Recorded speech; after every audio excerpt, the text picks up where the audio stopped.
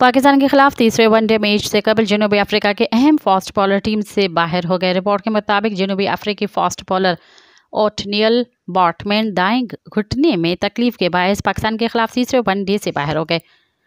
Cape Town में team की practice के दौरान बॉलिंग करते हुए रन अप के दौरान ओटनियल बॉटमैन को तकलीफ महसूस हुई। वो दूसरे मैच के लिए ऐलान करदा प्लेइंग 11 का हिस्सा नहीं थे, लेकिन उससे 2 दिन कबल पार्ल में सीरीज़ के पहले मैच में टीम का हिस्सा थे। उन्होंने 7 ओवर्स में 37 के एवज 2 विकेटें ली थी।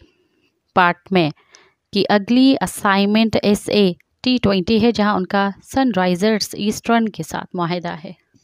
मज़ीद ख़बरन ऐं तफ़सीलात लाइ विज़िट कयो असांजी वेबसाइट www.awamiNewsHD.com ऐं ॾिसंदा रहो अवामी न्यूज़ HD।